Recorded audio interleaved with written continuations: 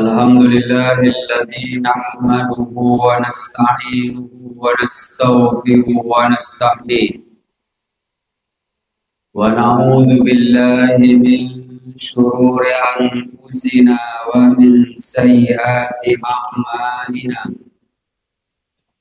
من يهده الله فلا مضل له ومن يضلل فلا هادي له.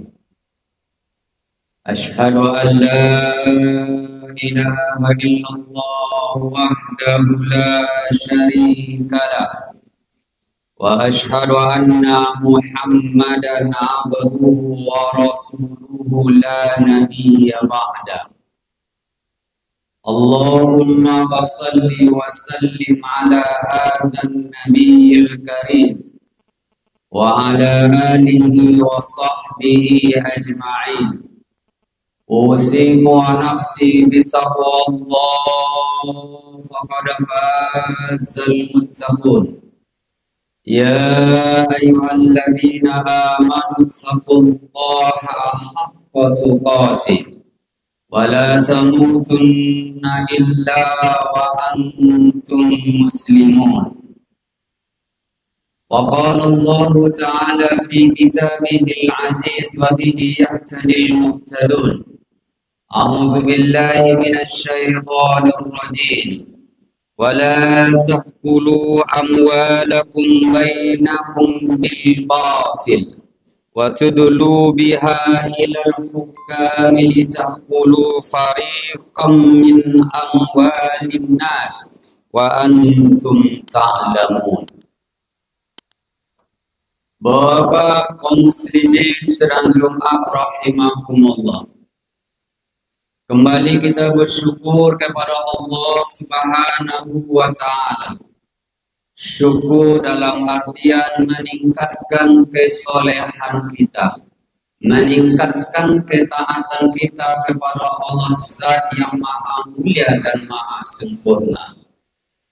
Salawat dan salam Nabi kita Muhammad sallallahu alaihi wasallam. Allahumma salli ala Muhammad wa ala ali Muhammad.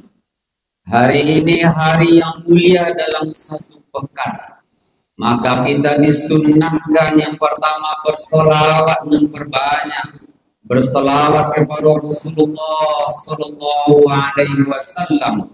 Allahumma salli ala Muhammad wa ala ali Muhammad. Bapak kaum muslimin sedang rahimakumullah.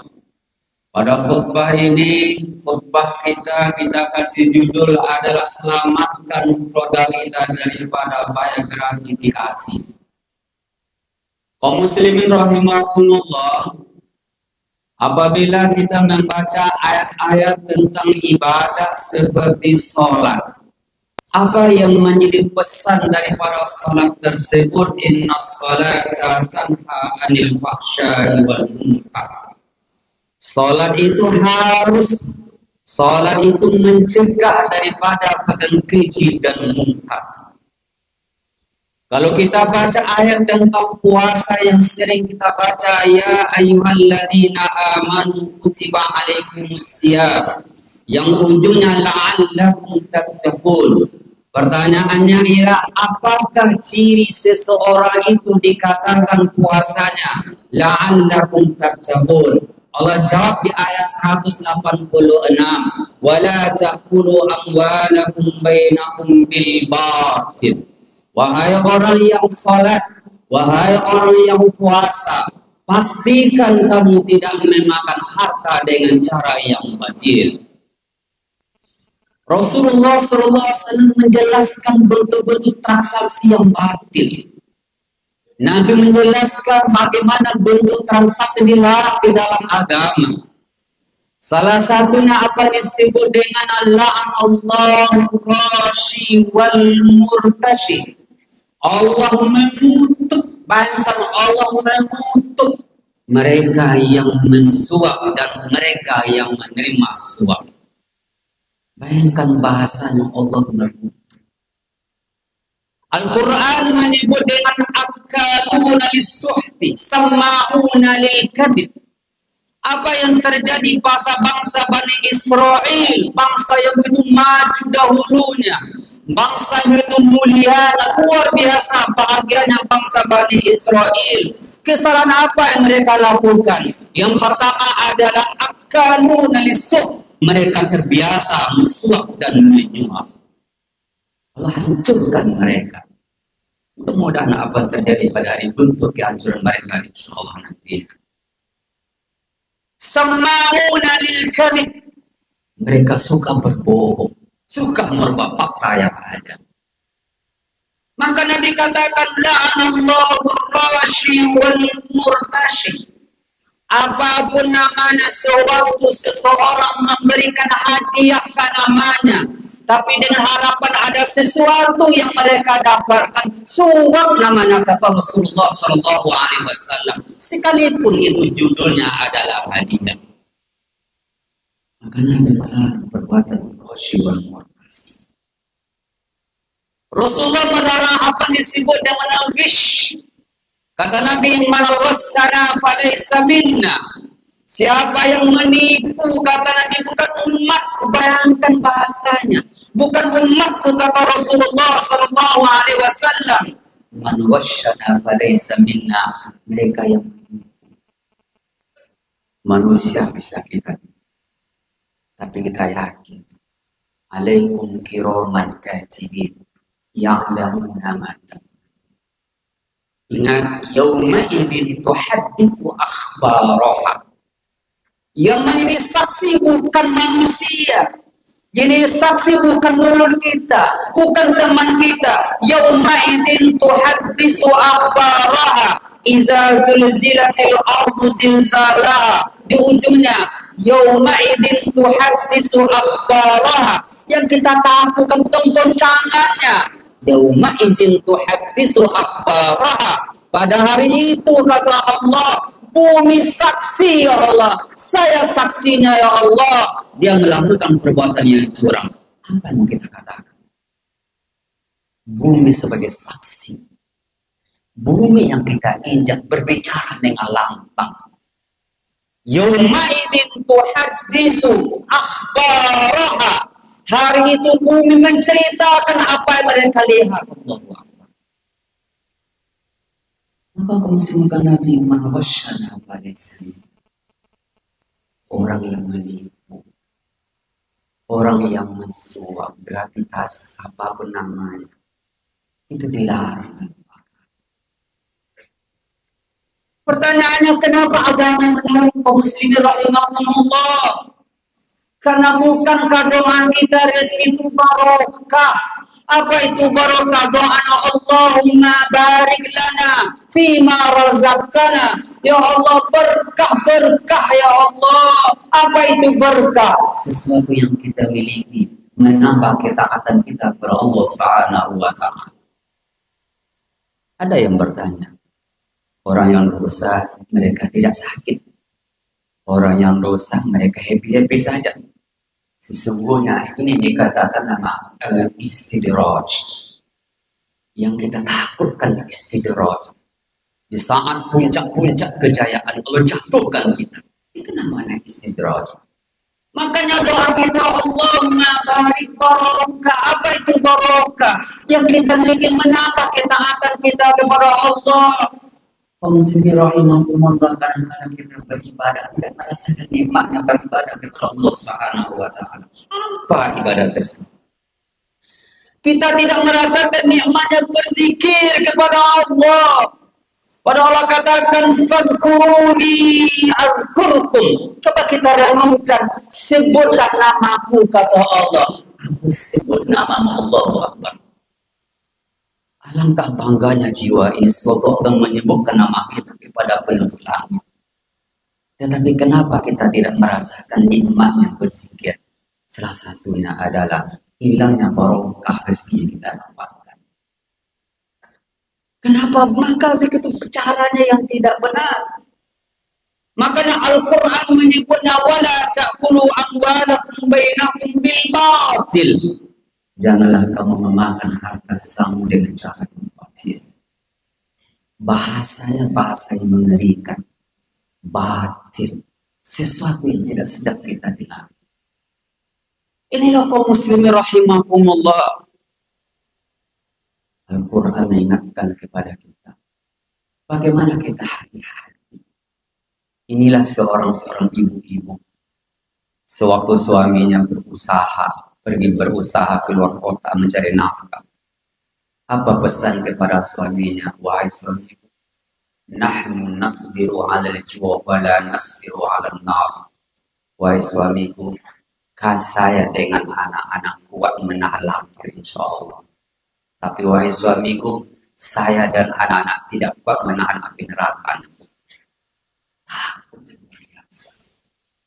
Ini dikhawatirkan. Kami gak kuat wahai suamiku menahan api neraka.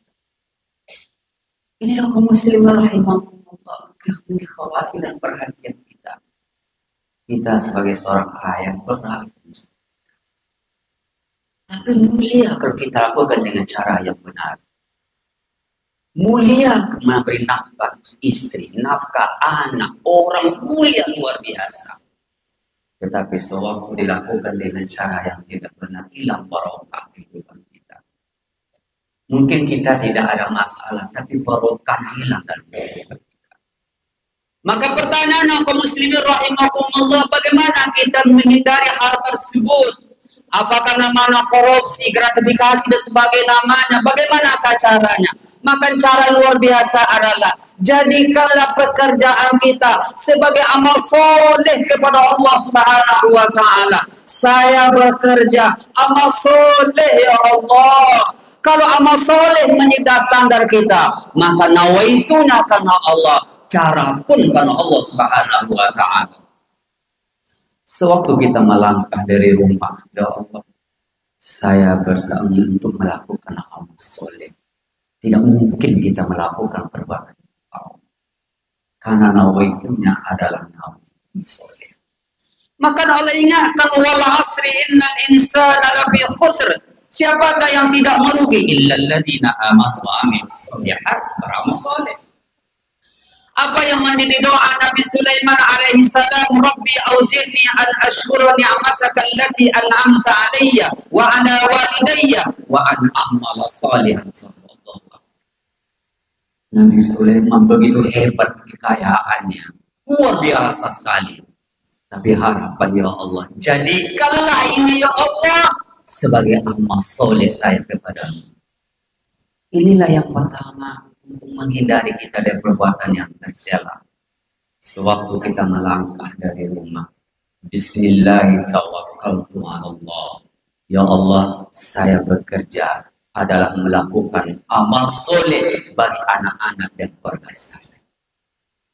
Maka amal soleh itu kaum muslimin rahimakumullah, kalau kita bahasakan ada 3 ciri amal soleh.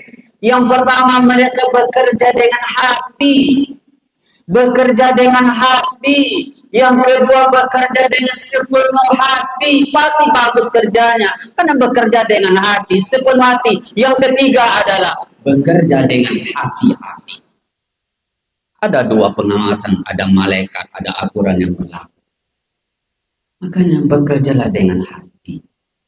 Bekerjalah dengan hati-hati. Sepenuh hati-hati.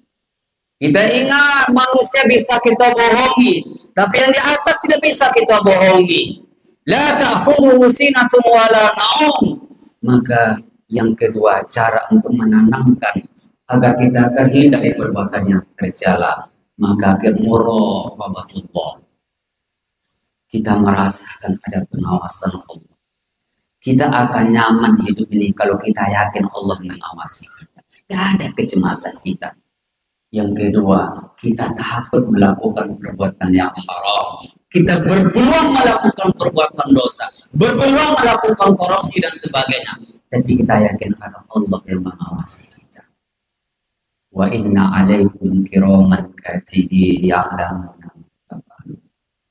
Inilah kaum muslimin rahimahumullah, bahwa kita sebagai seorang ayah, anak dari seorang ibu, maka kita justru berusaha bekerja Tapi jadikanlah apapun profesi kita, apapun pekerjaan kita, ini adalah amal soleh saya. Ini yang kita banggakan nanti kepada Allah Subhanahu wa Ta'ala. Fa'atsabiru ya Allah la'allakum tuflihun.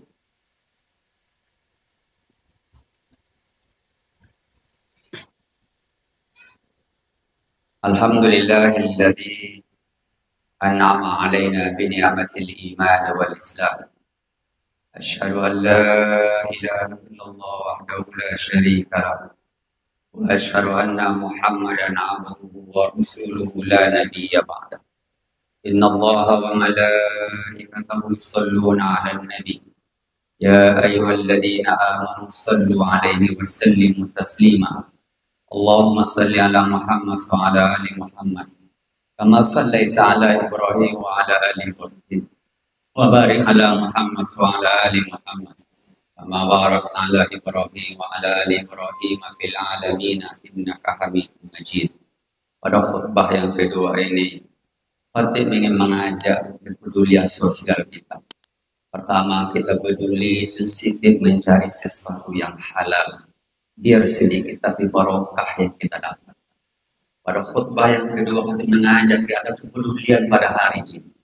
Hari ini saudara kita, manusia seiman seakidah, berada di Palestina, mereka butuh doa, mereka butuh perhatian kita.